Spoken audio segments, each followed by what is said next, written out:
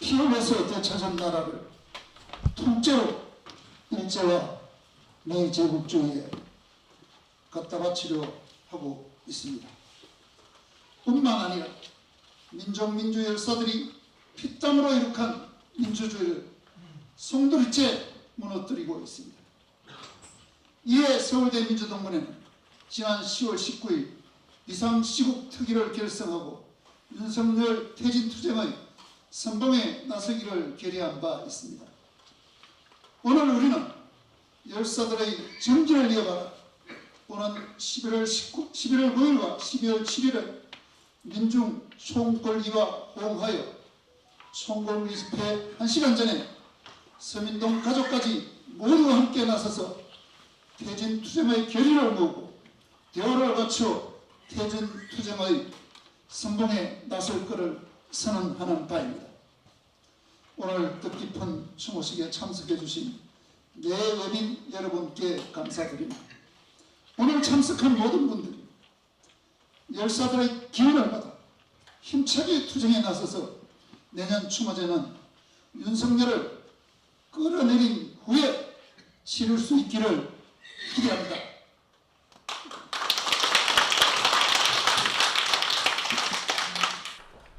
네, 오늘 참석해 주신 유가족 그리고 참석자 여러분을 소개해 드리겠습니다. 서울대학교 인재와 교수협의회 전 회장이신 정용욱 교수님 참석하셨습니다. 재학생 대표로 서울대학교 단과대학 학생회장 연석회의 윤종민 의장 참석하셨습니다.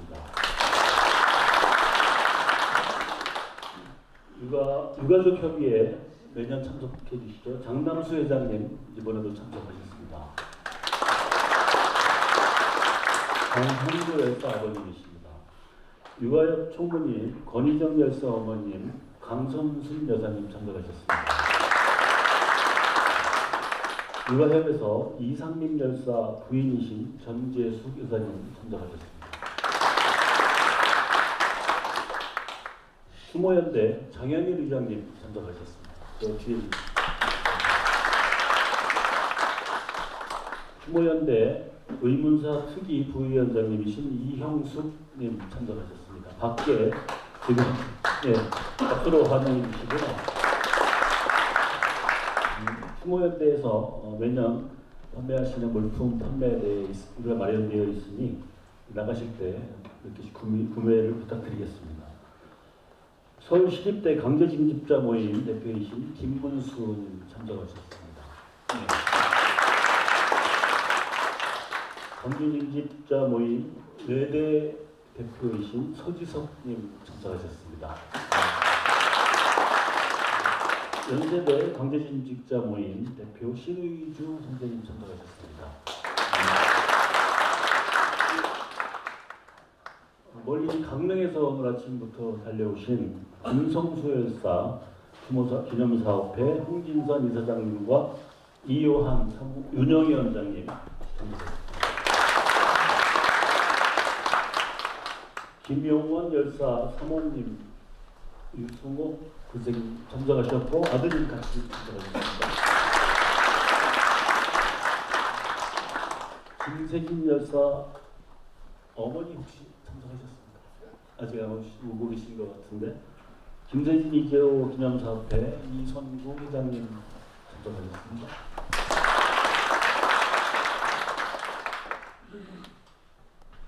한희철 열사 누님, 한영희 누님 참석하셨고 같이 가족분들, 여동생분들 세 분이 참석하셨습니다. 한희철 열사 추모사업회 이은희 회장님도 같이 네네 이은희 회장 이한빈 열사 아버님 이용관 선생님 참석하셨습니다. 박종철 열사 형님 박종부님 참석하셨고 박종철 기념사업회 최명훈 사무국장님도 같이 참석하셨습니다. 안치웅 열사 어머님 백옥심 여사 참석하셨습니다. 동생분이 같이 참석하셨습니다. 남측열사 추모사업회 남택범 회장님 참석하셨습니다. 최우혁 열사 형님, 최종순 형님 참석하셨습니다.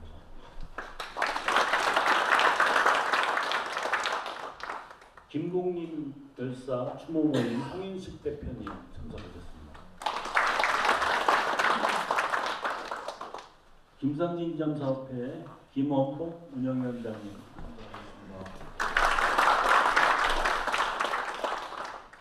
박혜정 열사 동생 박혜원님 참석하셨습니다. 최종길 교수님 아드님이신 최광준 선생님 참석하셨습니다. 네, 다 소개를 드려야 마땅한데 저희가 추가로 명단이 수집되는 대로 소개를 다시 올리도록 하겠습니다. 내빈 참석자 중에 저희가 몇 분 초대해서 말씀을 들어보겠습니다. 서울대 민교협 전 의장님이신 정용우 교수님의 인사 말씀을 드리도록 하겠습니다.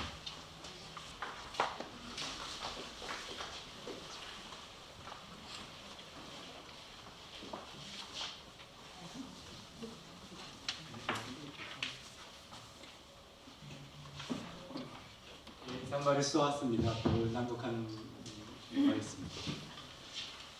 작가 한강이 2024년 노벨 문학상을 수상했습니다. 기쁜 일이 아닐 수 없고 나라의 경사입니다. 지난 2, 3년간 인간의 평상심과 보편적 상식으로는 설명할 수 없는 일들이 우리 사회에 너무 많았고 그런 일들이 이제는 일상 다반사가 되어 국민들을 힘들게 하고 있습니다. 상황이 어렵고 절박한 만큼 그의 수상 소식이 한편으로 큰 위안을 주고 더욱 소중하게 다가옵니다. 한국인이라면 다 같이 기뻐할 일이지만 그렇지 않은 사람들도 있는 모양입니다. 작년에 경기도 교육청은 그의 대표자 채식주의자를 청소년 유해 도서라며 경기도 내 초중고 도서관에서 폐기했다고 합니다. 지구촌 모든 사람들이 20세기에 한국인들이 겪은 역사적 경험과 고통에서 건져 올린 문학적 성취에 귀를 기울이고 그것에 공감을 표하고 있습니다.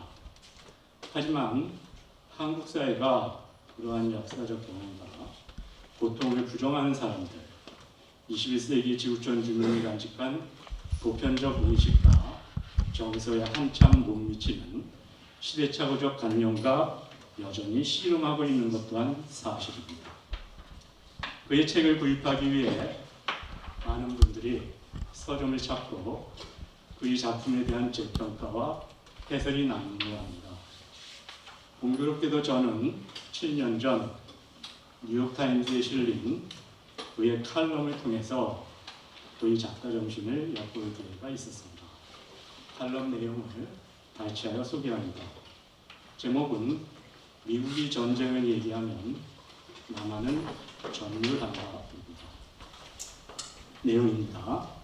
오히려 수십 년 동안 축적해온 긴장과 공포가 우리 안에 깊이 내면화되어 있고 그것은 평범하고 단조로운 대화에서도 문득문득 떠오르곤 합니다. 1980년 강주항쟁을 다룬 소설 휴먼 X, 소년이 온다의 영역분입니다. 를 집필하기 위해 강주항쟁을 조사하면서 그것뿐만 아니라 제2차 세계대전, 스페인 대전, 보스니아 인종 청소 및 아메리카 원주민 학살도 조사했다. 왜냐하면 내가 궁극적으로 초점을 맞추려고 한 것은 특정한 시간과 장소가 아니라 이 세상의 역사에서 드러나는 보편적 인성의 얼굴이었기 때문이다. 나는 무엇이 인간으로 하여금 다른 사람들에게 그리 잔인하게 상처를 주게 만드는지, 다른 한편으로 폭력의 직면에서도 결코 인간성을 잃지 않은 사람들을 어떻게 이해해야 할지 묻고 싶었다. 나는 야망과 조롱 사이에 깊고 넓게 갈라진 틈 사이를 가로지르는 다리를 더듬어 보고 싶었다. 작가가 이 칼럼을 쓴 2017년 가을이라면 다들 아시다시피 김정은과 트럼프가 서로 더 큰 폭탄을 가지고 있다고 으르렁거릴 때입니다. 두 지도자의 언쟁으로만 끝나지 않고 양측 간 무력 충돌 가능성이 높아지면서 한반도가 또다시 전쟁에 휘말리는 게 아닌가, 한국은 물론 전 세계가 위기감을 가지고 사태를 지켜볼 때입니다.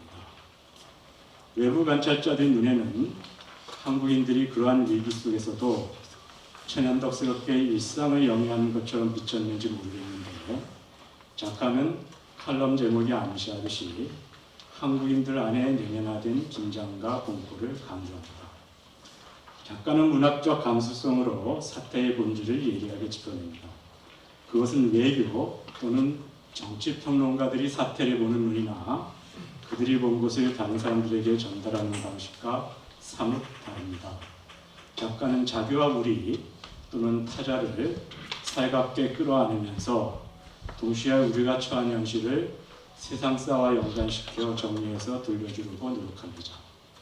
작가이자 이 땅에서 살아가는 한 인간으로서 그가 2017년 가을 한반도의 전쟁 위기에 반응하며 쓰는 짧은 글을 다시 꺼내보면서 그의 작품이 어떻게 보편성을 획득할 수 있었는지 돌아보았습니다.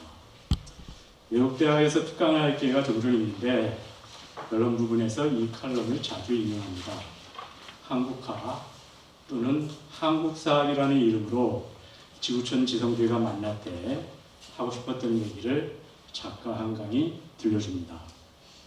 러시아 우크라이나 전쟁이 아직 해결의 기미를 찾지 못하고 있는 데다 이스라엘의 망나니 짓이 멈출 줄 모르고 계속되면서 중동에서 유혈 사태가 확대되고 있습니다.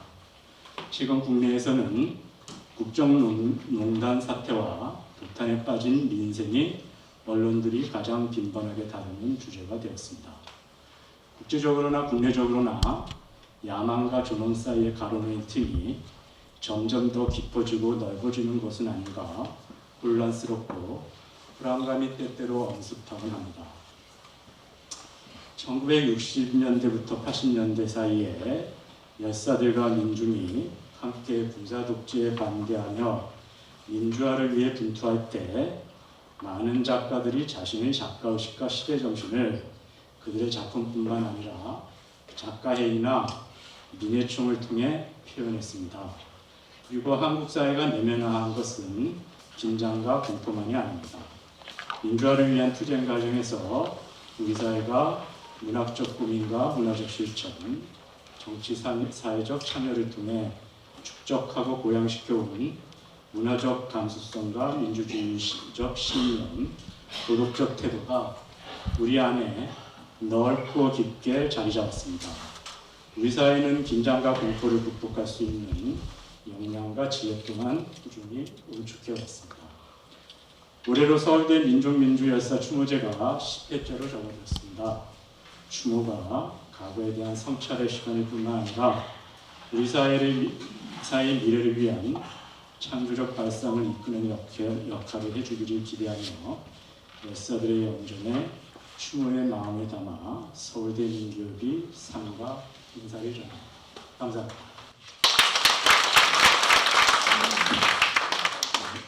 감사합니다. 민교협 전 이사님 인사 말씀에 이어 재학생 대표의 말씀을 들어보겠습니다. 저희가 10회째 추모제를 지내고 있지만 제 개인적으로는 재학생 대표의 인사말 기회가 그렇게 소중하게 여기고 있습니다. 힘차게 박수로 맞이해 주십시오. 서울대 동자대학 수의공문화 윤정빈 의장님이십니다.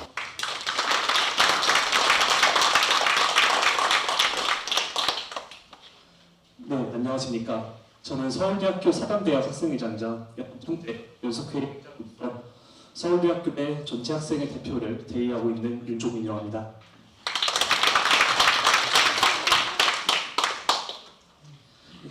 선배 열사들의 뜨거운 열정으로 이룩해져온 서울대학교 학생사회의 떳떳한 대표가 없는 상태이기에 제가 대리를 하여서 온 점에 대해 먼저 송구스럽게 생각합니다. 학생회장 대리를 하면서 느낀 점은 정말 이 학교에 대해서 학생들의 뜻을 모으는 것도 힘든데 우리 선배님들께서는 어떻게 이 나라, 이 세상을 바꾸셨는지에 대한 의문이 들곤 합니다. 격동의 한 시대를 살아간 사람들이라면 가슴에 품고 있을 변치 않고 변치 않을 시대 정신을 품고 살아갑니다. 행동하는 지성, 개개인이 개성을 존중받지 못하고 나라가 원하는 사람으로 자라기 위해 만들어진 사회의 거푸집을 우리의 선배 열사님들께서는 젊은이 패기로 부숴버렸습니다. 그 과정에서 후배들에게 꿈을 심어주고 젊은 나이에 유명을 달리하신 선배님들도 계시고 낙인을 찍혀서 종교의 정문을 강제로 떠나신 선배님도 계십니다. 하지만 그들의 정신만은 이 시대에 남아있습니다.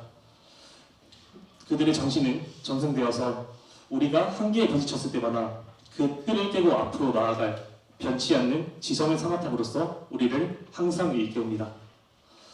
선배님들이 만들어낸 민주화의 씨앗이 우리나라 꽃에 피운 현재로서 우리는 안온한 일상에 젖어서 그들의 희생을 잊어버리곤 합니다.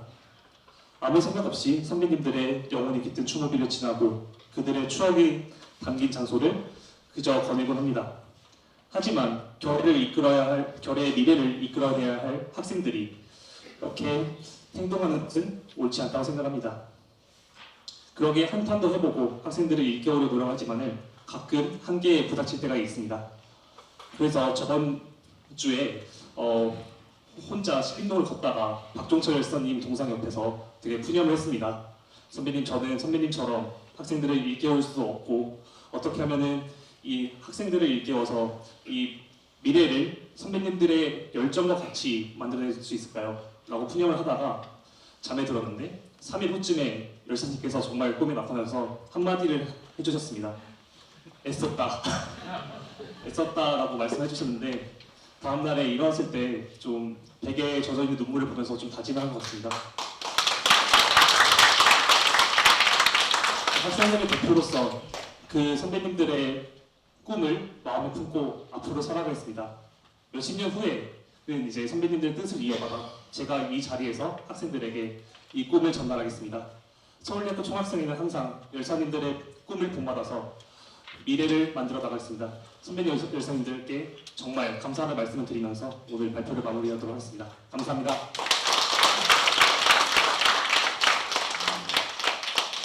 감사합니다. 인물교육과 21학번, 우리가 2024년이니까 4학년 학생 대표의 말씀이었습니다. 다음은 2024년 서민동 활동과 경과보고를 이호윤 서민동 공동이사님께서 주시겠습니다.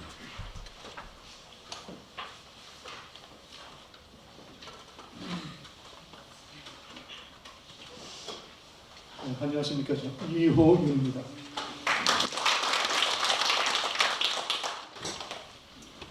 네, 2024년 서민동 활동 경과보고를 드리겠습니다. 첫 번째로 열사 추모제. 1월달에 박종철 열사 추모제를 시작으로 3월에 김용원 열사, 4월에 김상진 열사, 김세진 이재호 열사, 5월에 조성만 열사, 조정식 열사, 안치훈 열사 추모제에 참석하였습니다. 6월 8일에 민족민주 열사 희생자 광국민 추모제 시청학광장에서 열린 행사에 정식 참여하였습니다. 6월에는 김성수 열사, 9월에 최우영 열사, 10월에 신향직 열사, 최종길 교수, 이한민 열사 추모제 정식으로 서민동에 참여하였습니다. 두 번째로 민주동문의 자체 활동에 대해서 말씀드리겠습니다. 추모연대 총회에서 저희 서민동이 영광스럽게도 열사정신 개선상을 수상하였습니다. 1월 25일 기리의 김대중 다큐 단체 상영을 하였고 토크 행사를 개최하였습니다. 세 번째로 서울대 단과대 학생회장 연석회의 의장단과의 만남에 참석하였고 지난달 비상시국회의 토론회를 개최하고 여기서 서민동 비상시국 특별위원회를 발족해서 윤석열 퇴진 투쟁의 선봉에 서기로 결의하였습니다. 특별위원장에 김용원 전 서민동 회장님이 선임하였습니다. 활동을 두 번째입니다. 그리고 매월 또 정기적으로 정기 산행을 진행하고 있습니다. 세 번째로 제2기 진실화해위원회 진상조사 관련해서 보고드리겠습니다. 그리고 11분 응사하신 분이 있고 이와 관련한 승사가 있는데 이 부분은 조금 이따 추후에 부분에 상세 보고하는 걸로 개진하겠습니다. 그리고 강제징금 녹화사업 관련 활동도 있는데 이 부분도 조금 후에 관련자분께서 나오셔서 추후 상세 보고하는 걸로 개진하겠습니다. 네 번째로 연대활동 보고드리겠습니다. 민주유공자법 제정 촉구활동이 있는데 이 부분도 관련자께서 나오셔서 조금 후에 설명하는 걸로 대신하겠습니다.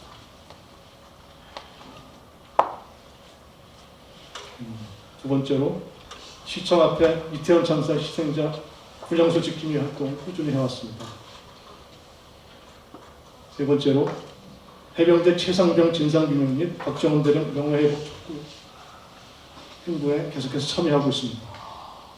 네 번째로 전국대한민주동문회협의회와 활발한 연대 활동에 참여하였습니다. 다섯 번째로 국가보안법 폐지 촉구 활동에 역시 활발하게 참여하고 있고, 여섯 번째로 다양한 평화활동 단체와의 다양한 연대 활동에 참여하고 있습니다. 이상으로 보고를 마치겠습니다. 감사합니다.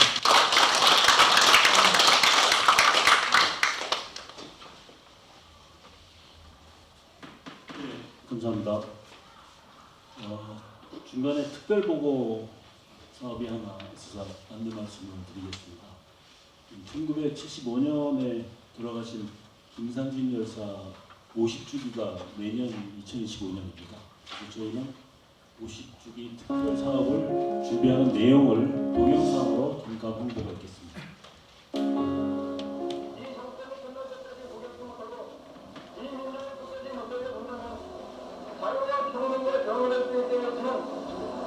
일정한 모든 시민의 변화와 피해 신상을 결정하다가 이것이 국가가 국가를 내라는 일이고 이것이 우리 사랑스러운 절대 민주주의를 쟁취하는 일이며 이 고백하는 생명 관측이 앞서면 없노라.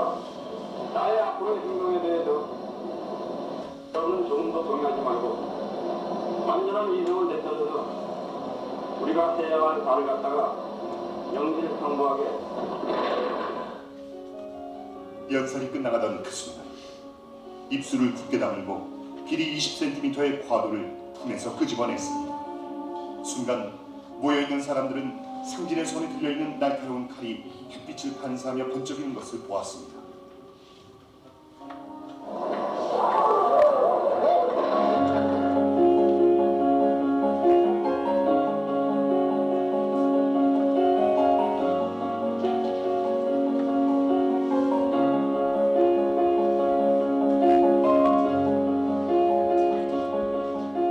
민주항쟁은 맨날 갑자기 터진 사건이 그렇게 합니다.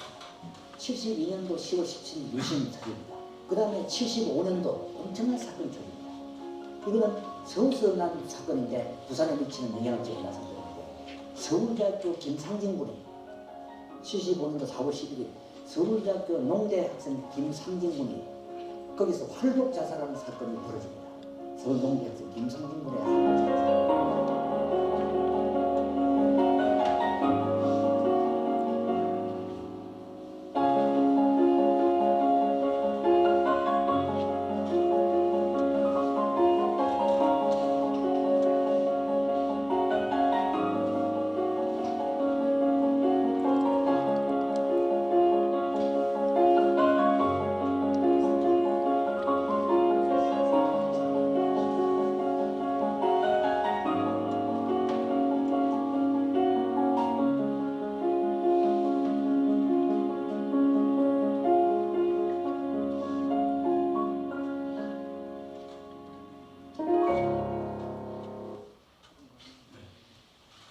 감사합니다.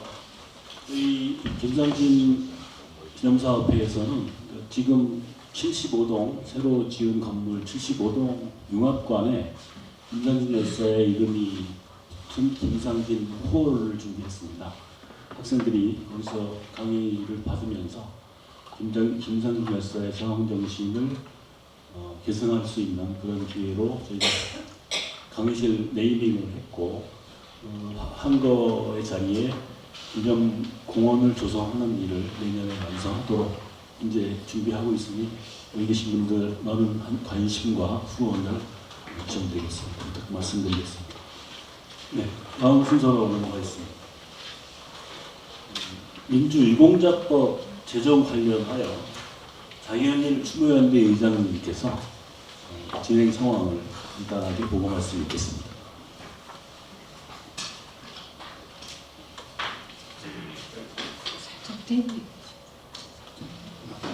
네. 제가 뭐 이렇게 적어오긴 했는데 뭐 이렇게 보면서 하면 좀 너무 생동감이 없으니까 제가 좀 이렇게 대화식으로 말씀을 좀 드리도록 하겠습니다.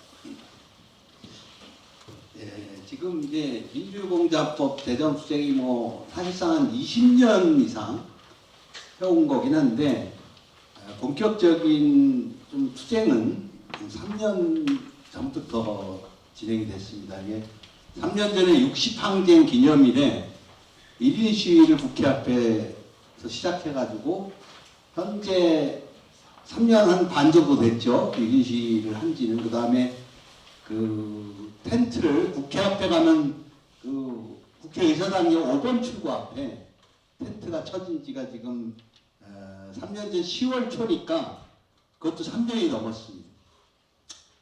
그 사이에 아시는 분은 아시겠지만 이제 여기 계신 유가족 분들이 2022년에는 삭발을 하셨고 23년에는 2달 넘게 단식하셨습니다. 그리고 24년 올해는 우체 처리를 해서 하여튼 결국은 법이 그렇게 어렵게 통과가 됐는데 윤석열이가 다 아시는 것처럼 거부권을 행사하는 바람에 21대 국회에서 나가리가 되고 다시 22대 국회에도 다시 추진하는 입장이 됐습니다. 다시 추진하게 됐지만 저희 유가족이나 함께 주도했던 분들은 결코 지치지 않고 이 법을 추진하려고 합니다. 그럼 왜 이 법이 이렇게 3년이 넘는 또 길게 보면 20년이 넘는 기간 동안 이렇게 재정을 끊임없이 유가족들이 또 추모사업회들이 열심히 하는 이유가 뭘까? 어떤 분은 뭐 그런 거에 대해서 의문을 갖는 분도 계실 겁니다. 열사들 개개인의 어떤 명예나 명예회복 대단히 중요하죠. 그것도 물론 이 법이 갖고 있는 취지에 맞습니다. 그렇지만 보다 중요한 거는 사실 이 법 제정 여부가 민주화 운동에 대한 역사적 평가 자체를 좌지우지하기 때문이라는 걸 저희가 너무나 잘 알기 때문에 그렇습니다. 어찌 보면 역사 전쟁일 수도 있는 겁니다. 다들 아시겠지만 보수 세력들은 민주화 운동을 지금도 빨간칠을 하려고 굉장히 노력을 하고 있습니다. 그리고 어떻게든 폄하하려고 또 노력을 엄청 하고 있습니다. 그것이 거부권 행사로 나타났던 거예요. 우리가 민주화 운동을 진짜 온몸을 바쳐서 했음에도 불구하고 아직도 민주화 운동에 대한 제도화는 여전히 대단히 미흡합니다. 제가 이 자리를 한번 들어서 말씀을 드려볼게요. 여기 들어오다 보면 서울대 총장님 화환이 있죠? 근데 총장이면 안 오잖아요? 그리고 과거에 총장이 설사 참석하셨더라도 저를 여기 참석해서 보면 총장이 추모사 하는 걸 못 봤어요. 왜 그럴까요? 아직도 민주화운동에 대해서 뭔가 꺼림칙하고 색깔론이 약간은 남아있고 뭐 이런 게 있기 때문에 그렇습니다. 총장, 예를 들어서 연세대학교 가면 이한열 기념제 때는 딱 단과대회 주최를 합니다. 그래서 교수들도 좀 오시고 학교에서 주최하니까 학생들 참여도 좀 더 활발합니다. 서울대 합동추모제 잘 생각해 보세요. 서울대 역사성. 아니 이게 저가 이렇게 여기 모인 열사들 보면요. 다른 분들이 보면 전쟁을 캠퍼스에 치렀나 할 정도일 거예요. 30몇 분의 열사들이 돌아가시고 저도 이제 80학번에 있던 황정화 열사가 제 동기고 평생 그 도서관에 올라가서 죽은 그 열사가 잊혀지지가 않습니다. 감옥 가고 학교에서 쫓겨난 친구들은 또 몇천 명이에요. 이게 어디 거의 전쟁을 치는 캠퍼스 아니 이런 역사성을 따져볼 때 당연히 학교하고 민주동문회가 같이 공동 주최하는 게 맞을지도 모릅니다. 근데 아직도 이런 제도화가 안 되어 있기 때문에 그런 것 자체가 아직도 안 되고 있고 후보지 한번 할 때마다 마치 가서 읍소해서 장소도 빌려야 되는 이런 현실이 우리가 맞닥뜨린 현실입니다. 그래서 저는 그런 말씀을 좀 드리고 싶습니다. 사실 윤석열 퇴진 투쟁이 중요합니다. 윤석열에게 있었기 때문에 거부권 행사된 거고 그놈이 물러간다면 아마 거부권 행사 안 하겠죠. 근데 그 하나의 사실만이 중요한 게 아니라 민주화운동을 제도화하는 것 그에 못지않게 중요합니다. 그런 거를 저는 이제 좀 여기서 하나의 제안을 좀 드리고자 합니다. 여기 육아역 어르신들이 계십니다. 80 넘은 다 어르신들이 3년도 넘게 비바람 맞으면서 투쟁하고 있습니다. 그분들 잠시 일어서서 박수 한번 크게 좀 쳐주시기 부탁드리겠습니다.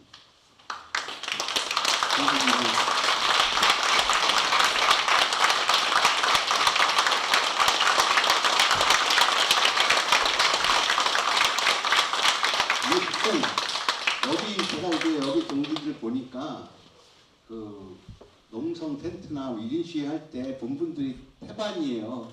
그래서 같이 서울대 민주동문회 또 추모사업 한 동지들 함께 해주셔서 너무 감사하고 이제 그 육아협이나 추모사업회만의 힘으로 이 법이 제정이 완성되지는 않을 것 같습니다. 서울대 그 윤석열 반대 할 때 8,000여 명이 서명했던 그 저력을 가지고 서울대 민주동문회에서 이 법 제정하는데 함께 해주시길 다시 한번 당부드리겠습니다. 고맙습니다.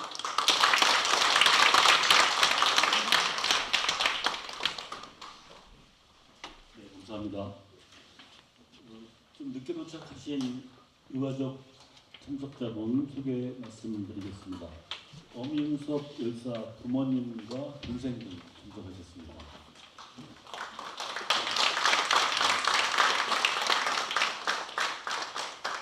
최우혁 열사 기념사업회 김치하 회장님 참석하셨습니다. 84년에 분신투쟁으로 들어가신 박종만 열사 부인이신 조인식 여사님 참석하셨습니다.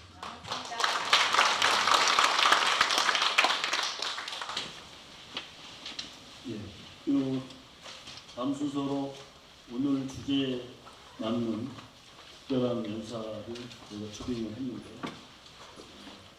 반민특위의 역사적 의미에 대해서 반민특위 기념사업회 사무총장이신 이영국 선생님을 모시고 특별 초청 연사 강연을 들어보도록 하겠습니다. 음대 성악과 7구학번이시고요. 반민특위 이동식 선생님의 아드님이십니다.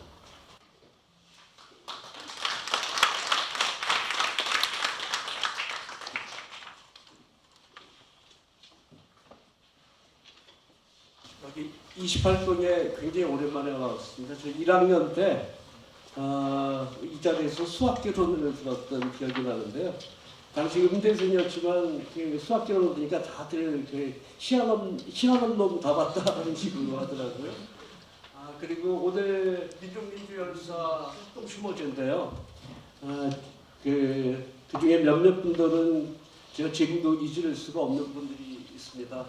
82년 5월에 도서관에서 김태호 열사 그 투신할 때 저는 이제 자하연에서 그 모습을 지켜보고 엄청 충격을 받았고요. 그 밖에 학생회관에서 분신으로 투신한 열사, 그리고 제가 84년에 졸업하고 인천과 성남에서 좀 일을 했었는데, 그 성남의 야학교사들 모임 탄천이라는 모임이 있었습니다. 그때 한희철 열사께서 그 야학교사로 그 탄천의 회원이었었고요. 그리고 저는 그 탄천의 회원은 아니었지만 그 탄천 야학교사 탄천 회원들과 함께 일을 했던 기억이 납니다. 그때 역시 그 한희철 열사가 강제 징집당하고 의문사로 돌아가시고 저도 상당한 충격을 받았고요. 그러다가 좀 85년도에 휘문고등학교 교사를 시작했어요. 그때 저는 음악 교사였지만 매일 수업 전에 시 한 편씩을 읽어줬어요. 그래서 그 청소년 고등학생들의 그 의식을 깨우는 그런 종류의 시를 하나씩 읽어주고 수업을 시작했었는데, 그러다가 88년 8월에 조성만 열사의 그 죽음을 두고 그 유서를 그날 수업에는 시 대신에 그 유서를 제가 수업하기 전에 읽어주면서 저도 모르게 그 흐느낌을 멈출 수가 없었고, 그래서 학생들도 굉장히 숙연했던 그런 열사들의 죽음이 기억이 납니다. 오늘 주제가 한일 독립운동 피로슨 역사 우리가 지키자 이런 주제였는데요. 아마 이런 그 주제를 올해 특별히 삼으신 거는 윤석열 정부 들어서서 윤석열 정부와 또 이른바 뉴라이트들의 친일 매국적인 그런 말과 행동이 끊이지 않는 걸 보면서 올해 특별히 이런 주제를 삼은 것 같습니다. 저는 우리 아까 소개를 하셨지만 저는 어렸을 때부터 매우 가난하게 자랐어요. 가난의 원인이 나중에 생각하니까 저희 할아버지께서는 3.1운동 파주 대표셨고요. 그리고 저희 아버지도 일본에서 유학하시다가 바로 독립운동을 하시다가 해방 후에 반민특위 조사관이 되셨어요. 당시 반민특위 조사관은 15분이 계셨는데 그 중에 한 분이었습니다. 그래서 어렸을 때부터 그 친일파들을 체포하던 그런 이야기를 들으면서 자랐고요. 그 중에서 특히 그 잊을 수 없는 생생한 아직도 기억이 나는 것은 1949년 1월 8일 날 첫 번째로 박흥식을 체포하는데 저는 몰랐는데 한겨레신문 그 기자 취재에 의하면 저희 아버님께서 박흥식 체포 당시 현장 책임자였다고 하시더라고요. 그때 저희 아버님께서 체포 당시의 모습을 이야기하신 게 아직도 기억이 납니다. 박흥식 집에 이제 체포하러 갔더니 아무도 없더래요. 그래서 집을 서서히 수색하다가 철수하는 과정에서 아무래도 옛날 집에 이렇게 병풍이 있지 않습니까? 병풍이 아무래도 의심스러워서 병풍을 치웠더니 거기에 이제 머리를 박고 엉덩이를 치켜들고 이렇게 권총을 들고 부들부들 떨고 있더랍니다. 예, 그런 이야기를 어렸을 때부터 듣고 자랐습니다. 그러다가 어느 날, 한 10여 년 전 어느 날 민족문제연구소에서 전화 한 통을 받았는데 당시 반민특위 위원장 김상갑 위원장님의 아드님이 김정육 선생님이라고 올해 90 되셨어요. 오늘 또 만나고 왔는데 그분이 저를 찾는다고 해서 이제 김정육 선생님을 이제 지금도 기억나는데 일제로 사가의 어두운 심심한 그 지하 다방, 지중해 다방이라는 한복 입은 그 마담이 서빙하는 그런 다방에 갔더니 그 저보다 한 20년 위에서부터 젊게는 저보다 한 10년 위에 그런 분들이 모여 있더라고요. 그래서 반민특위가 강제 해체된 이후에 지금부터 한 10여 년 전에 반민특위 위원장 아드님의 그 주선으로 유족 모임이 시작됐어요. 그러다가 제가 이제 퇴직을 하고 본격적으로 유족 모임에 함께 했었는데요. 그러다가 윤석열 정부의 행태를 보면서 특히 총선을 지켜보면서 이제는 나서야 될 때가 왔다 생각해서 바로 제가 그 우원식 국회의장과 만남을 신청했어요. 그래서 사실 그때 우원식 의장 일정이 있어서 못 만나고 그 우원식 의장의 수석보좌관하고 그 이하경 부의장하고 같이 이제 이야기를 하면서 밤일대기를 여러 가지 하면서 6가지로 의견 일치를 본 바가 있습니다. 그 중에 첫 번째가 21대 국회 개원식에 뒤늦게 9월 2일이 있었죠. 반민특위 유족들을 초대하고 의장 연설에 반민특위 내용을 포함시킨다. 두 번째로 그때가 5월이었는데요. 6월 6일 날 6월 6일이 어떤 날인지 우리는 천추일로 다 알고 있죠. 저만 해도 그랬으니까요. 근데 사실 6월 6일 날이 반민특위가 친일 경찰들에 습격당한 날입니다. 그래서 그 사건을 덮기 위해서 굳이 6월 6일을 현충일로 만들었다는 것이 뭐 저의 생각이기도 하고 많은 분들이 그렇게 생각을 하기도 합니다. 그래서 올해 6월 6일 날 반민특위 강제 해체된 지 75년 만에 처음으로 명동 성당 카톨릭회관에서 반민특위 강제 해체 75년 기억 행사를 가졌어요. 75년 동안에 반민특위 유족들은 숨죽이면서 살았어요. 연좌제로 고통받는 분들이 많고 저희 아버님만 하더라도 일본 유학파임에도 불구하고 반민특위 해체된 이후에 취직을 못했어요. 두 군데로 기억나는데 한번 중앙대학교에서 동양사 강의를 저희 아버지는 원래 철학 전공을 하셨는데 그것도 금세 쫓겨나고 언론사에 계시다가 또 금세 쫓겨나고 평생을 직장을 못 구했습니다. 그래서 굉장히 가난하게 살았었고요. 그래서 저보다 더 극심한 트라우마에 시달리는 유족들이 지금 계세요. 그분들이 올해 6월 6일 행사를 제가 제안했을 때 두려워하는 사람도 있었습니다. 나는 그런 거 원치 않아. 그런데 그분도 6월 6일 날 굉장히 뜨겁게 행사가 치러졌습니다. 한겨레 신문출산 300명 정도가 참석했다고 하는데 그 현장 열기가 굉장히 뜨겁고요. 민족문제연구소에서 그 행사를 위해서 잠시 도와줬었는데 민족문제연구소에서 수많은 행사를 해봤지만 전국적으로 반민특위 강제해체 75년 행사에 대해서 문의 전화를 그렇게 많이 받은 적이 없다고 하더라고요. 그래서 그 행사 끝나고 나서도 아직도 그 여진이 계속되고 있고요. 그래서 오늘 저를 이렇게 불러주신 것도 그 영향이 아닐까. 정리하면 뉴라이트가 반민특위를 소환했습니다. 그래서 지금 바로 그 6월 6일 행사에 국회 부의장이 오셔서 연설을 하셨고요. 그 다음에 반민특위 진상조사 및 명예회복훈련 특별법을 위해서 함께 애쓰자라는 것도 합의했고 기타 몇 가지 합의한 사항이 있습니다. 그래서 반민특위 기념사업회 아직은 준비위원회입니다. 곧 1월 8일 날로 저는 생각하고 있고요. 그 일정은 지금 국회에서 일정을 조정 중에 있습니다. 국회에서 하기로 했거든요. 1월 8일 날로 제가 잡은 거는 아까 말씀드렸지만 반민특위에서 1호 검거자로 박흥식을 체포한 날이에요. 그래서 그날로 저는 생각하고 있는데 어쩌면 앞당겨질 수도 있을 것 같습니다.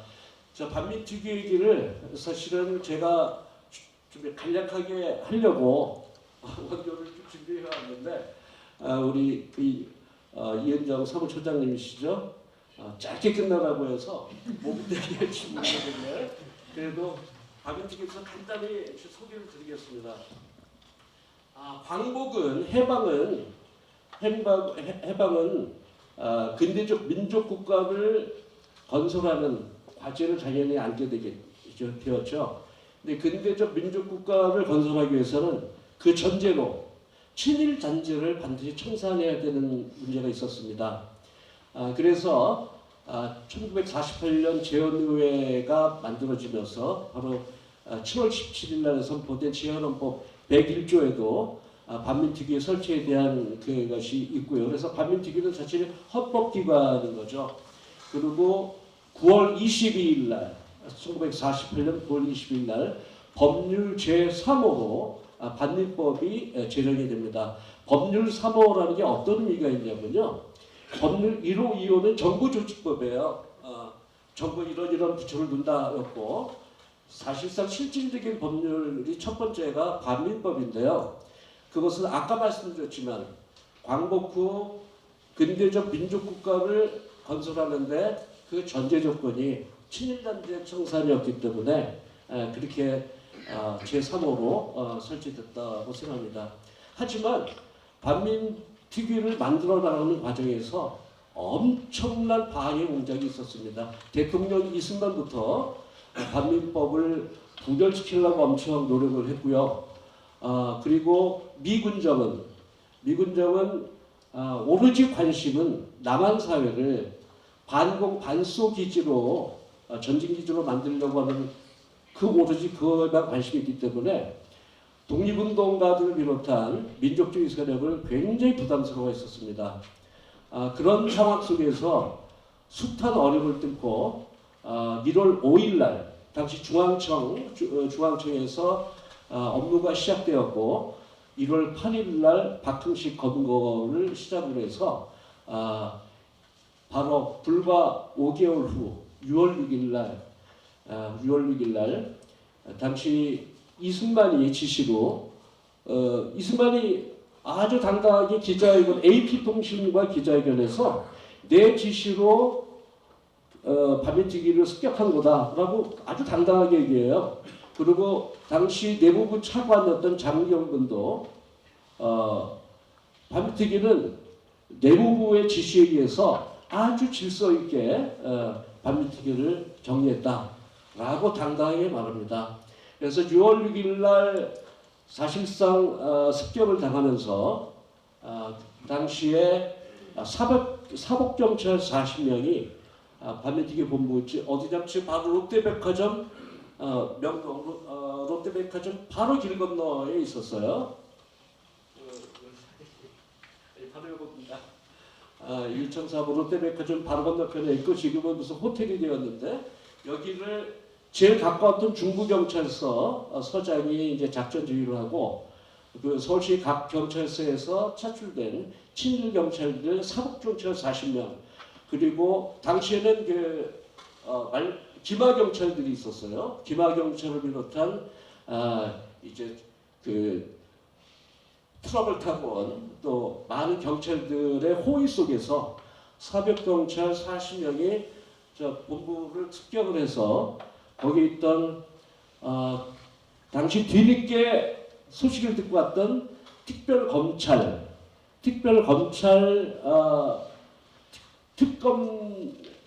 특검관장이라고 했어요. 그때는 권승열 씨.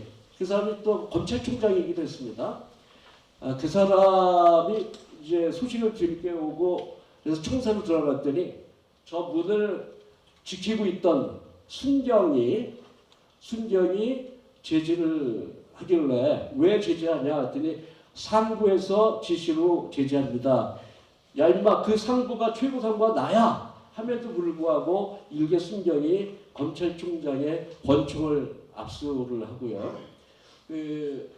저 안에 있던 특경대 당시 반민특위에는 특별조사위원회가 있었고 저희 아버지는 거기에서 조사관으로 친일파들을 조사하고 그리고 전장 체포 특경대원들이 이제 출동하지만 현장 책임자로 이제 조사관들이 파견되고 그랬다고 합니다. 그래서 사복경찰이 들어와서 전국 각지에서 올라왔던 투서 그리고 그동안 조사했던 모든 서류들 심지어는 반민특위 요인들 주소로까지 다 압수를 해서 일부는 태우고 했습니다. 그러고 나서 저희 집이 그때 효자동이었었는데 효자동 집까지 이제 사법경찰들이 찾아와서 압색을 하고 그리고 계속 협박 편지가 날라오고 그렇게 했습니다. 그래서 네, 시간이 끝다 보니까 제 원고 나오시라고 얘기하는데요.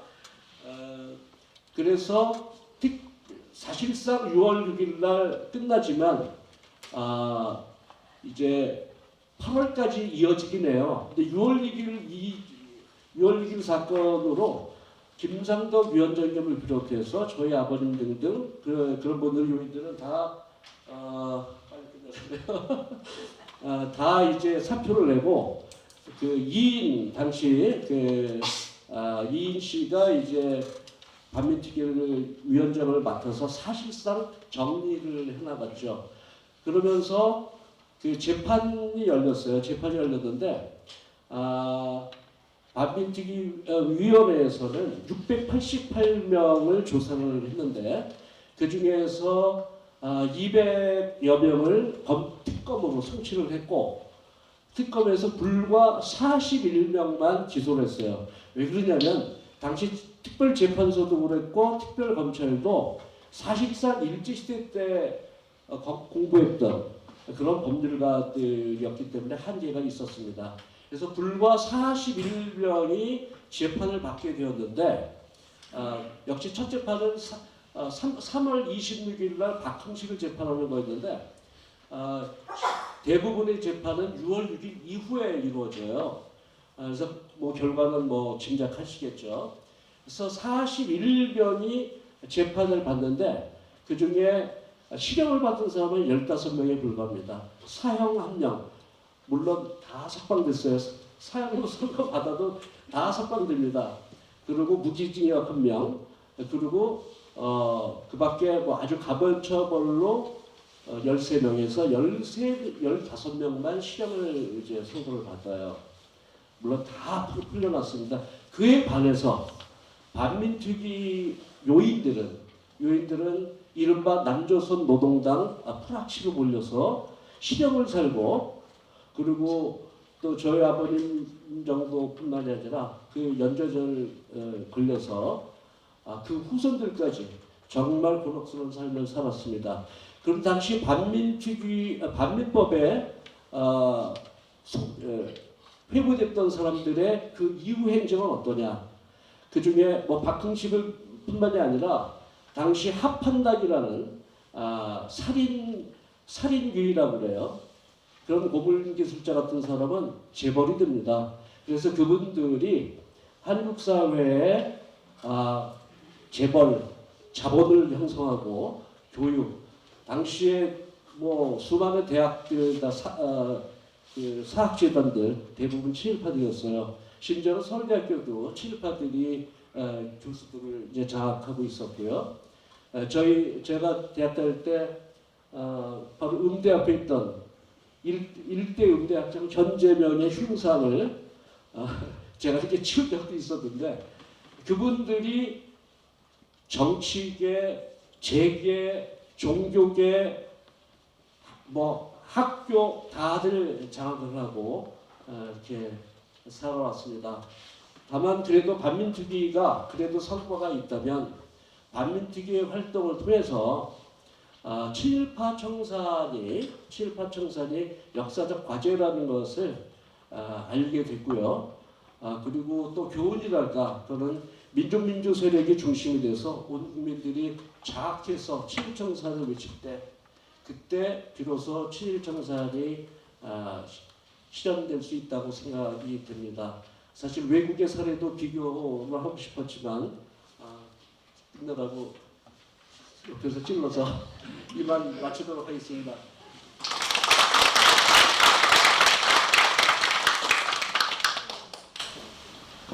준비하신 자료를 저희 단톡방에서 예. 해주시죠. 선인동 단톡방에. 선인동 단톡방에 올리겠습니다. 네, 감사합니다.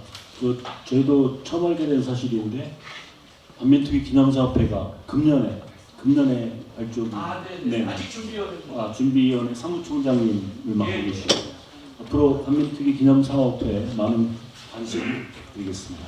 기념사업에 유족들 중에 이사회로 선배인데요. 유족들 중에 3분, 그리고 그 밖에 이부영 선배, 또 우리 부모님 문국주 선배, 그리고 전 독립기념관장이었던 이준식 박사 등이 함께 이사회를 구성해서 곧 출범할 겁니다.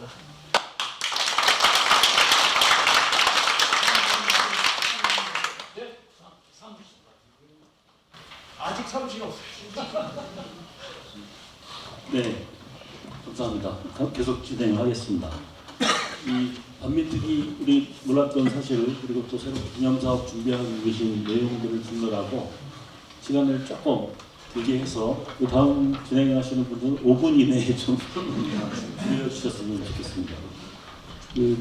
지금 저희 36분 입회를 모시고 매년 추모제를 지내고 있는데요. 그 중에서 11분은 아직도 진실이, 그 죽음의 진실이 밝혀지지 않은 분들이 11분 계십니다.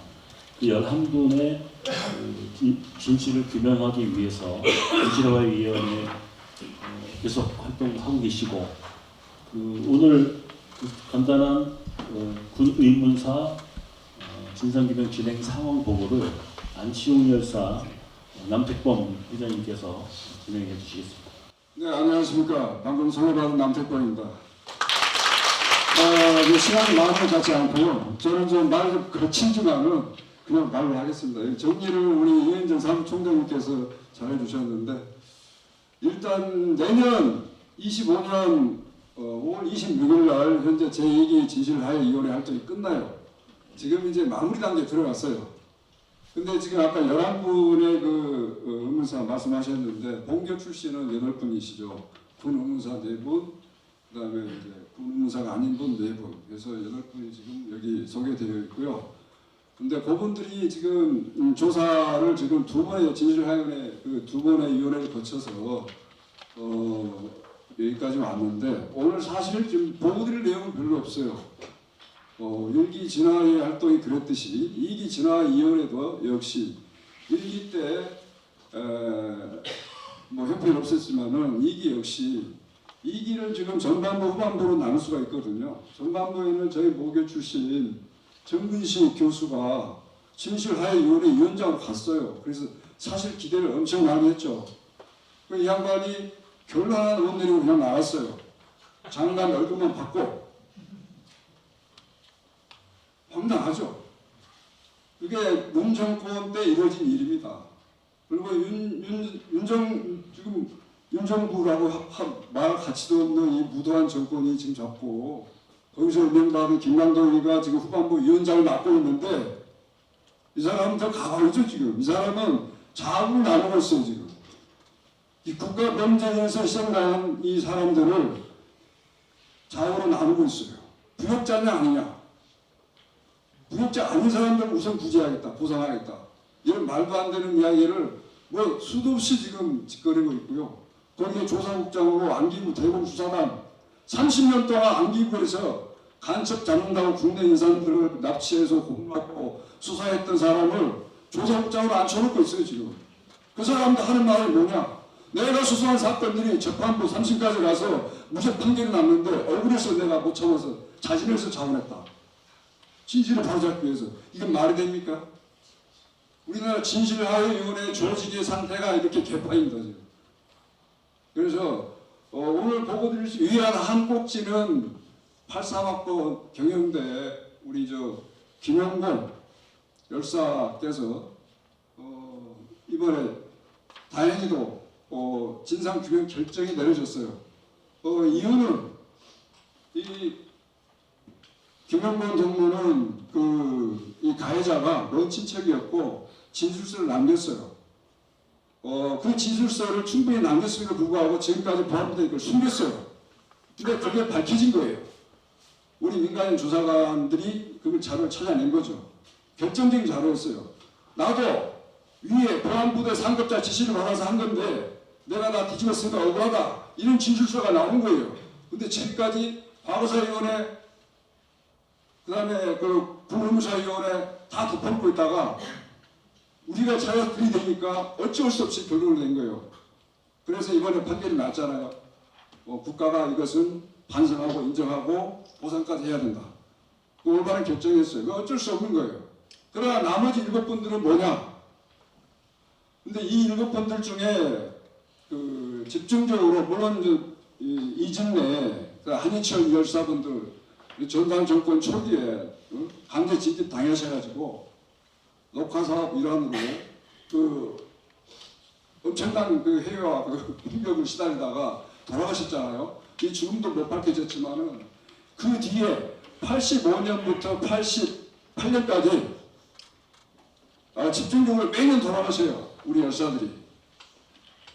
학생운동을 했다는 이유만으로 군대에 끌려가서 2분이 돌아가셨죠. 한 번은 박종철 돌아가신 그 해에 2월 딱 방금 말씀드린 김영군 열사하고 2월에 박종철 열사 1월에 돌아가셨잖아요. 그 해 2월에 김영군 열사가 군에서 의문의 죽음을 당해요. 자살당하죠. 그리고 그해 7월, 9월에 최우영 열사도 죽음을 당합니다. 다 군대에서 일어난 일인데 이 사건들 뒷면에 보면 조직과 관련되어 있어요. 이 사람들이 왜 치료를 받았냐? 당시 학생운동을 이끌고 있었던 서울대 학생운동의 핵심 지도부들이 검거되지 않고 계속 활동하고 있었는데 이 사람들에 대한 수사를 위해서 군대에 입대한 이 두 사람들을 보안부대가 잡아다가 계속 족친 거죠. 아무것도 없는데. 근데 그 족쳤다는 사실 저희 우리 강제징계 그 녹화 선도공작 진상규명 투쟁위원회 활동가 분들이 국내에서 공개한 자료를 산더미 같은 자료를 뒤져서 찾아낸 거예요. 최우영 열사도 김영근 열사도 서울대 민민투 민추위 관련된 그 사건 조사 때문에 수사를 받았고 그 과정에서 돌아가셨다라는 것을 그 단서를 우리가 찾아냈어요. 그 자료에서 한 줄짜리 자료지만은 중요한 단서거든요. 마찬가지로 너무나 잘 아시겠지만 85년대 앞에 우정원 열사는 철로권에서 병사체로 발견되잖아요. 명치 핵심 간부였고 86년에 김성수 열사 1학년이지만은 엄청나게 적극적으로 활동에 참여했어요. 선배들 보살피고 이것이 알려져서 3년대 부산 앞바다에서 물속에서 발견되잖아요. 그리고 안치홍 열사 구로동맹 파업 참여해서 실행받고 나왔는데 보합도 안 하고 집에서 다니는데 86년에 1년 살고 나왔는데 그때부터 2년 동안 계속 감시를 받아요. 미행당하고 그러다가 88년 5월 26일 날 사라집니다.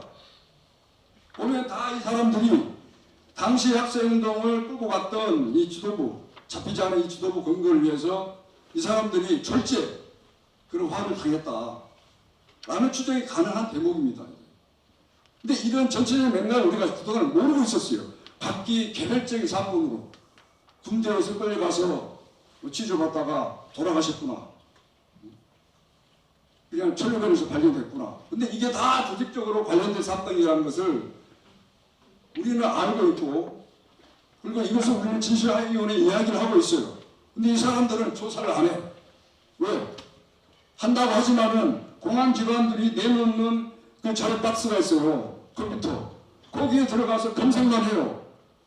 그 자료가 튀어나오겠습니까? 안 나오죠. 그래서 진실화위원회 활동 결과가 지금 보면 자료 안 나와요 이거예요. 이 사람들 초기기관들 답변은. 정근식 위원장도 그랬어요. 자료가 없다는데 할 수 없지 않느냐. 지금 상황입니다 지금. 근데 지금 마무리 들어갔어요. 내년 5월 26일에 끝나요. 근데 이 사람들은 재판에 관심이 있는데 이 조사 연구 활동을 상술화시키자. 민간 기율을 띄우자. 그리고 우리가 그걸 주도하겠다. 지금 진실화위원회에 있는 사람들은 욕심에 지금 가득 차 있어요.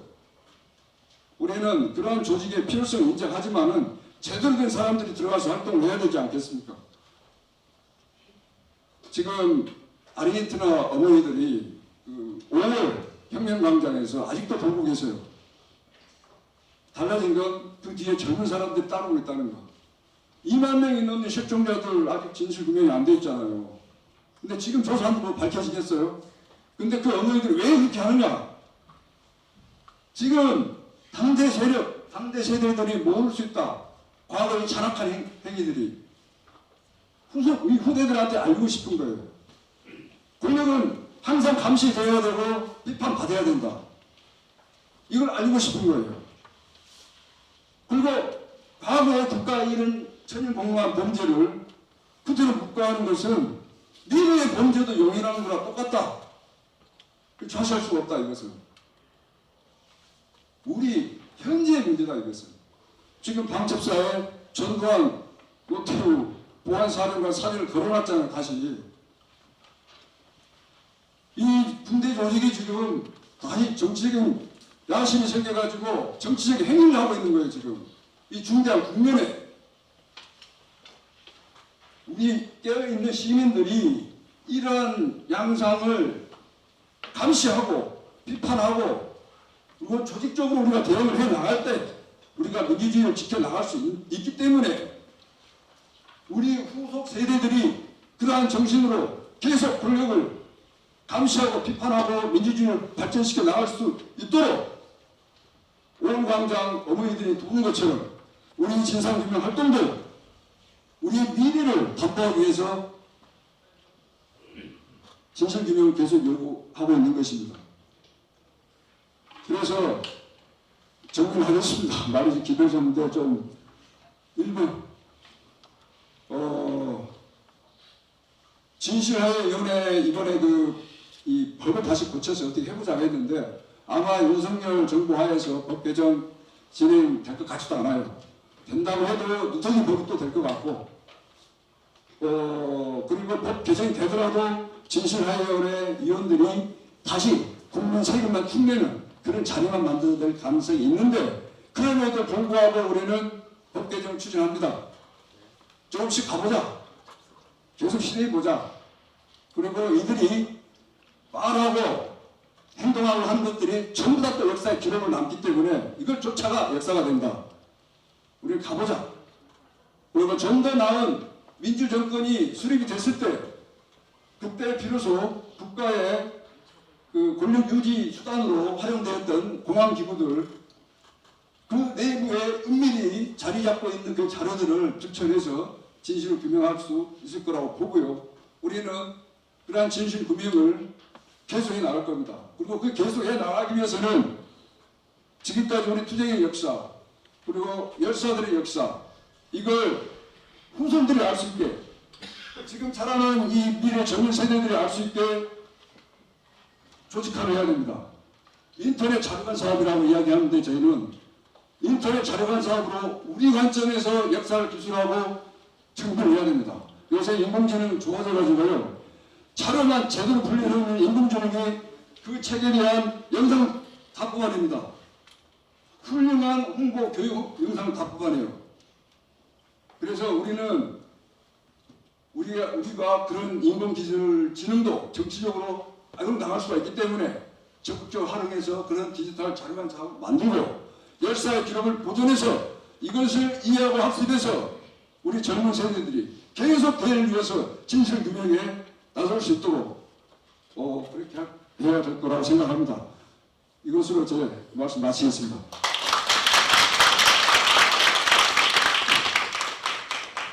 감사합니다.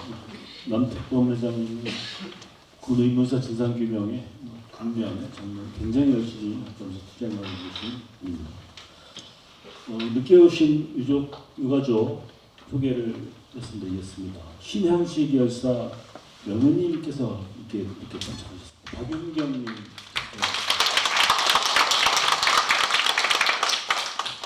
그리고 다음 순서는 또 다른 인권유린의 현장 강제징집 녹화사업 진상규명 활동을 금년에도 꾸준히 진행하고 계신 권혁영 강진모임 서울대 공동대표님의 공고 말씀이 있겠습니다.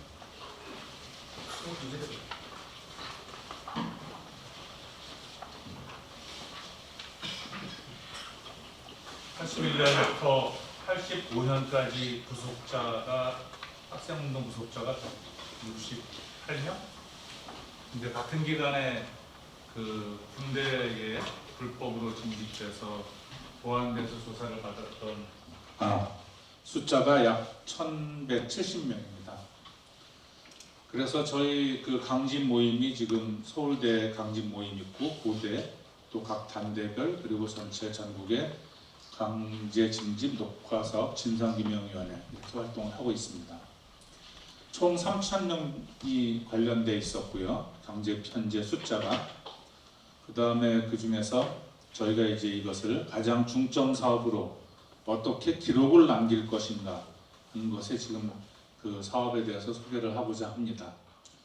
우리가 하고자 하는 바의 기억은 그 적이라고 표현할 수밖에 없는데 그들이 공문서로 가지고 있는 기억이 역사에 기록이 되는 것으로 남아서는 안 된다고 생각합니다. 그래서 저희는 저희 그 피해자들의 증언과 저희가 받았던 모든 자료 이것들을 먼저 다 모아서 그리고 저희 직접 강제 징집과 녹화 사업의 대상자들이 같이 모여서 이러한 작업을 해 나가려고 합니다. 벌써 이미 시작을 했고요. 시나리오 작업은 내년 4월까지 해서 최종적으로 제작 완료 및 시사회는 2026년에 끝내려고 합니다. 총 예산이 한 다큐멘터리 작업에 한 2억 7천 그리고 증언 및 채록 작업에 한 3천 그리고 논문 제작 주로 젊은 역사학자들 이렇게 해서 한 5천 그리고 다큐멘터리 작업은 아까 소개해드렸던 1975 김상진의 안병문 감독님 그리고 미학과의 최복원 감독님이 담당하실 예정입니다. 안 감독님하고 최 감독님 와 계시면 잠깐 일어서 주시겠어요? 최복원 미학과 치료학번 감독님이십니다. 그리고 주문록을 담당하실 우리 허영택 선배님 잠깐. 네, 감사합니다. 그리고 나머지 논문과 모든 걸 담당하실 우리 김문수 신의주 두 분도 일어나서 인사 잠깐 해주시겠습니까? 자문위원으로. 네. 저희가 지금 군대에서 이 지금 나오고 있는 분들이 19분을 선정을 해서 이분들 하나하나에 대한 미니 다큐도 만들고 그 다음에 강집에 대한 총괄적인 다큐멘터리도 만들고 그리고 가장 중요한 것은 이것을 하나의 논문집으로 모아서 80년대 서울역 해군 이후에 어떻게 강집 녹화가 군부의 폭력적인 탄압수단이 되었는가를 밝히는 데 있습니다. 총 19분을 저희가 선정을 했는데요. 17분은 전두환 정권 하에서 피해를 받고 실제 마지막 분은 돌아가신 것은 노태우 때 돌아가셨지만 실제 그 피해는 전두환 정권에서 받고 두 분은 노태우 정권이 들어오고 나서 돌아가셨습니다. 그 마지막 페이지가 특히 좀 중요한데요. 노철승, 이순상, 이후, 최우엽 아직도 밝혀지지 않은 분들을 저희가 기록으로 찾아서 모두 하나의 역사로 자리매김하도록 노력할 예정입니다. 박성은, 남영진 이 두 분이 바로 그 노태우 정권에서 돌아가신 분이고 지금 저희가 찾으면 찾을수록 계속 저희한테 들어오는 새로운 분들이 계십니다. 그래서 이분들의 유족도 앞으로 연락이 되는 대로 모두 모아서 의문사 진상규명위원회와 군인민사위원회랑 같이 공동으로 진상규명을 향해서 나아가도록 하겠습니다. 저희는 이렇게 생각합니다. 여러분들이 갖고 있는 모든 사람들의 기억 이런 것이 저 앞에 있는 선배들이 피로 쓴 역사라고 되어 있는 것인데 역사는 절대로 피로만 쓰여지는 것이 아니고 글로 쓰여져서 인정받고 공식 기록이 되는 것이 역사라고 생각합니다. 그래서 저희의 모든 활동들, 여기 모이신 분의 모든 활동들이 역사가 되는 그날까지 저희도 최선을 다해 보겠습니다. 감사합니다.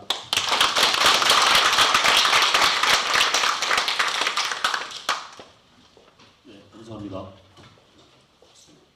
이제 공식 순서는 이것으로 마치고요.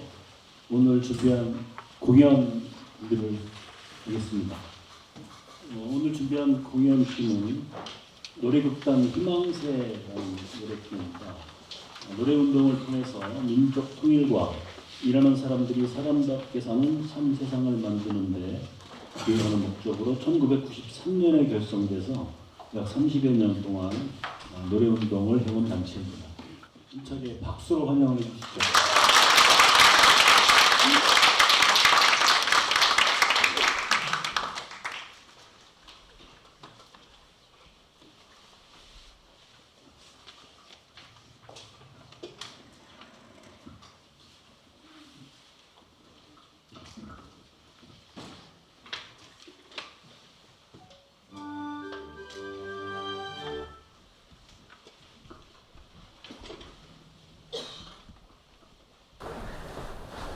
탄간오리 매국노들이 일제 나라를 팔아먹고 있을 거야.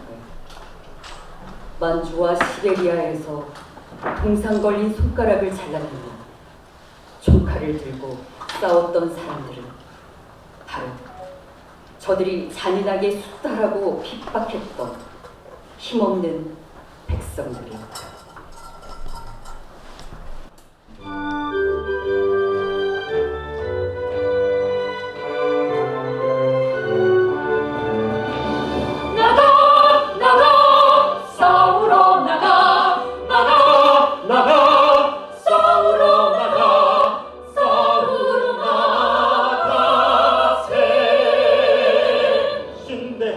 독립군의 백만용사야, 조국의 부르심을 내가 아느냐.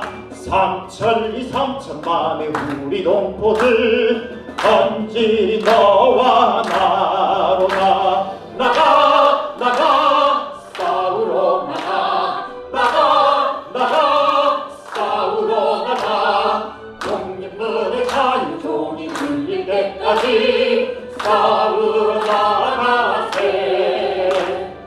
백두산의 진격의 나팔 천지를 흔들며 울려 퍼진다. 조항산을 되찾는 날 만세를 몸모아 외치리라. 소가자 소가무야 건대에서 너를 소나무야 살펴면 나라. 우리는 자랑스러운 독립군이다. 싸우러 나가세.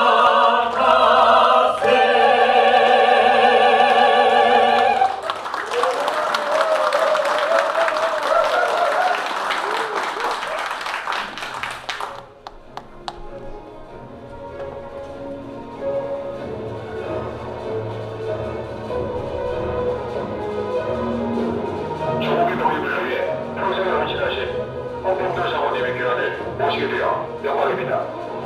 지금부터 대한민국 공군이 안전하게 호위하겠습니다. 서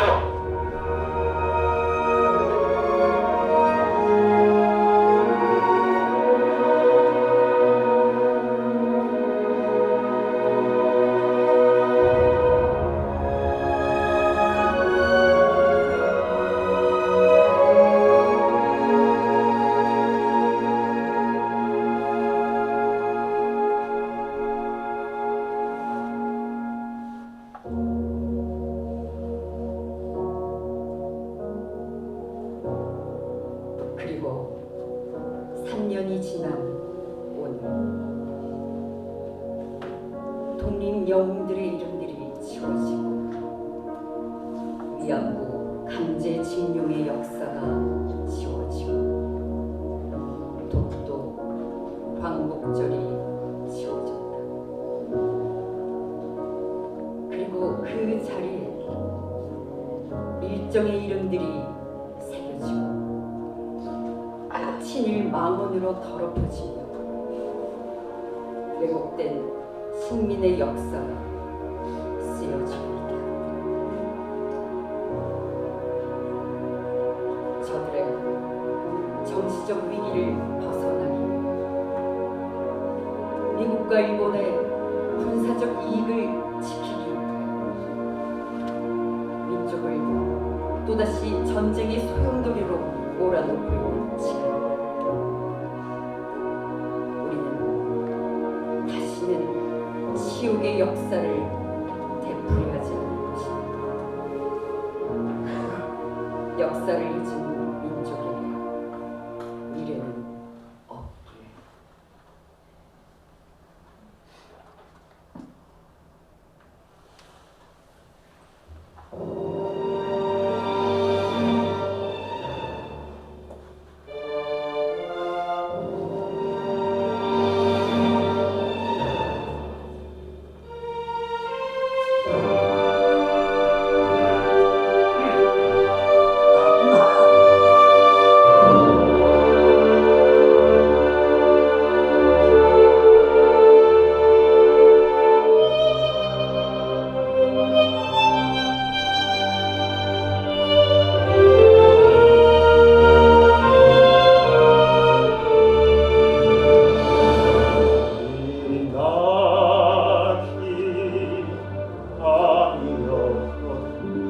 압제의 아니었거든.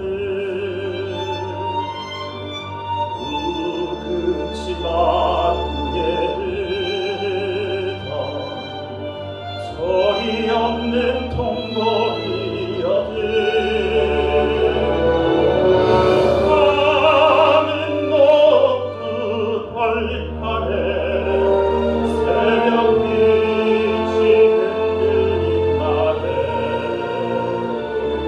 우리 집처럼 울리 아침 햇살 춤춘 날에도 나 숨도 쉬지 않아라.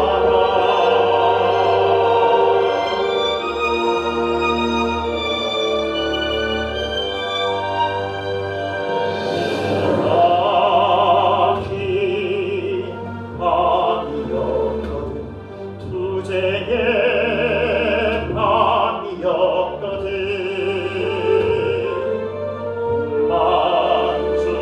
만주벌판을 울리던 어여의 밤이었거든. 모진 세월 모진 눈보라가 몰아친다네.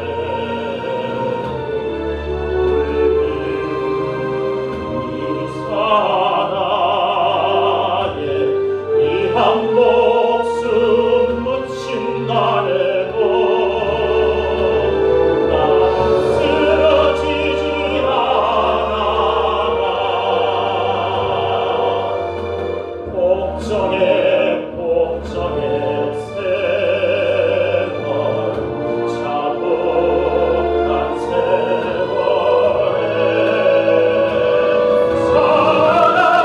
사랑이 한번 사라져 이쁜 사나에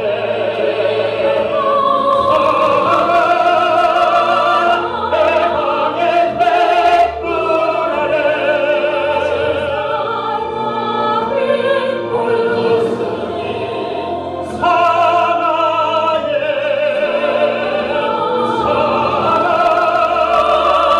이 사나에 이 붉은 사나에 이 한몸 썩어서 사나 해방의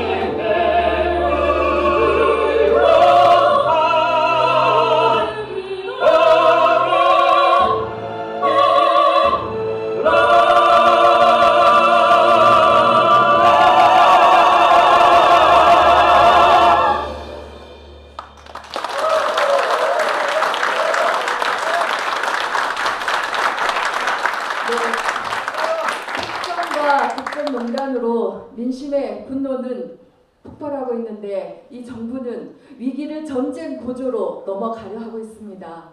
탄핵이 민주고 탄핵이 평화입니다. 네, 곳곳에서 이 정권을 끌어내려고 하는 그런 바람이 세차게 불고 있습니다. 네, 우리도 그 바람을 태풍으로 만들어가는데 함께 하면 좋겠습니다. 저희 마지막 곡 바람아 불어라 불러드리겠습니다.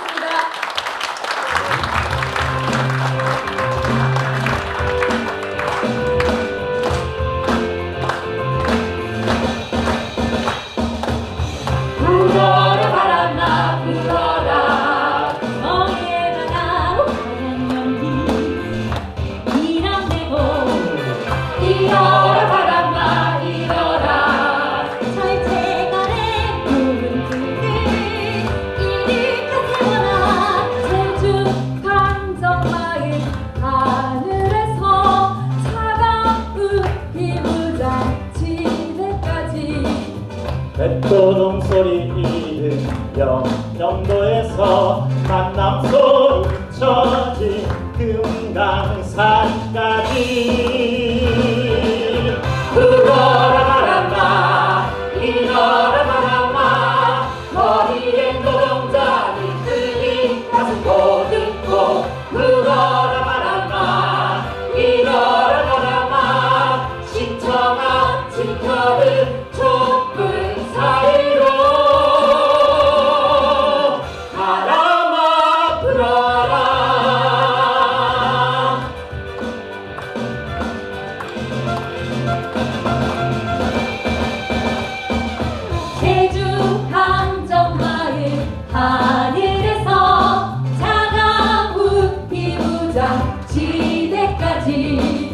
백도동 소리는 영평도에서 만남 소리쳐진 금강산까지 불어라 바람아 이거라 바람아 거리엔 노동자들 끌린 가슴 고딩고 불어라 바람아 이거라 바람아 신청한 지켜낸 촛불 사이로 불어라 바람아 불어라 바람아 일어라 바람아 일어라 바람아 불어라 바람아 일어라 바람아 산들도 깨우고 바다도 깨우고 불어라 민주바람 일어라 바람 랄라라랄라 랄라라랄라 불어라 바람아 일어라 바람아 불어라 바람아 일어라 바람아 불어라 바람아 일어라 바람아. 네, 감사합니다.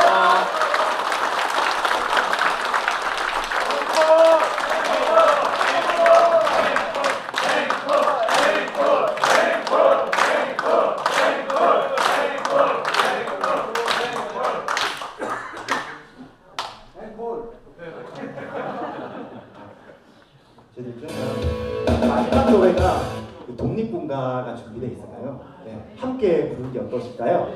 네.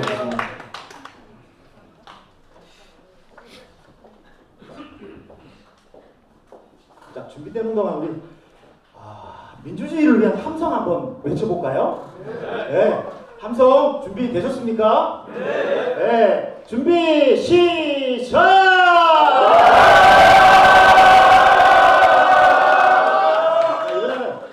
으라차차! 윤석열을 탄핵하자! 민주주의 지켜내자! 네, 준비가 다 되신 것 같습니다.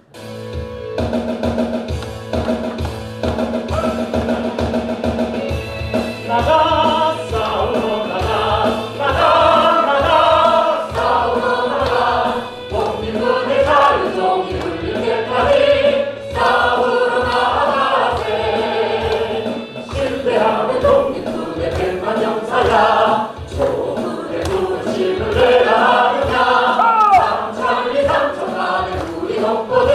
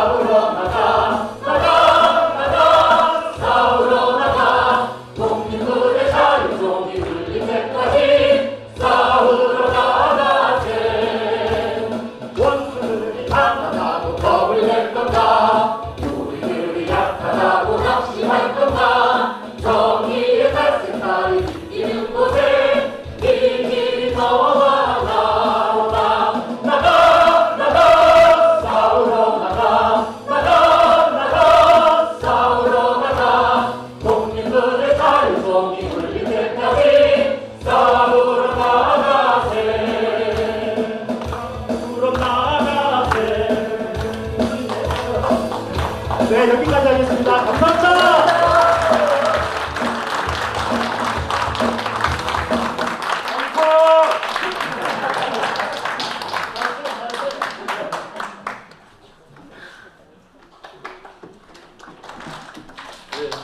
이것으로 제10회 서울대학교 안전민주대사 희생자 협동 추모제를 모두 마치도록 하겠습니다.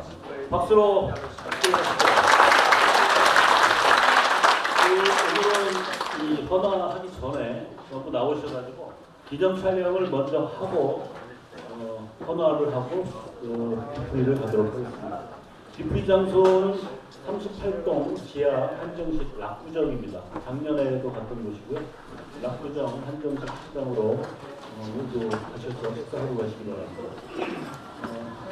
기념 촬영을 먼저 하고 헌화하고 이동하도록 하겠습니다. 참석자 여러분께서는 박수로 나오셔서 같이 촬영을 해주시기 바랍니다.